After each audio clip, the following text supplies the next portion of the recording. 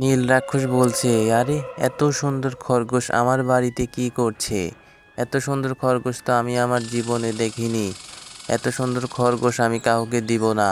এই কথা বলতেই লাল পাখি সেখানে এসে তাকে বলে, এই খরগোশটি তো সাদা পরীর, মনে হয় খরগোশটি এখানে হারিয়ে গিয়েছে। এই খরগোশটি তুমি তাকে দিয়ে দিও। এই কথা শুনতেই নীল রাক্ষস অনেক রেগে যায় এবং বলে, এটি আমি কাউকে দেব না। তুই এটিকে পাহারা দে, আমি খাবার খাওয়ার জন্য আকাশে যাচ্ছি। এই কথা বলে সে চলে যায়।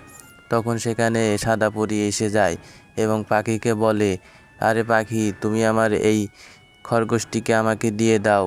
তখন লাল পাখিটি বলে, এটিকে আমি দিতে পারবো না, এটি এখন নীল রাক্ষসের আন্ডারে আছে, আমি এটি তোমাকে দিতে পারবো না। এই কথা শুনতেই তখন নীল রাক্ষস সেখানে এসে যায় এবং সাদা পরী তাকে বলে, এটি আমার খরগোশ, এটিকে আমাকে দিয়ে দাও। তখন পাখি এখান থেকে ভয়ে চলে যায় এবং নীল রাক্ষস ও সাদা পরীর মাঝে তুমুল ঝগড়া হয়। তখন নীল রাক্ষসকে সাদা পরী আগুনে পুড়িয়ে মেরে ফেলে এবং সাদা পরী একটু পর বলে, বন্ধুরা কেমন লাগলো গল্পটি? নতুন হলে সবাই চ্যানেলটিকে সাবস্ক্রাইব করো, লাইক করো অ্যান্ড কমেন্ট করো এরকম গল্পের জন্য।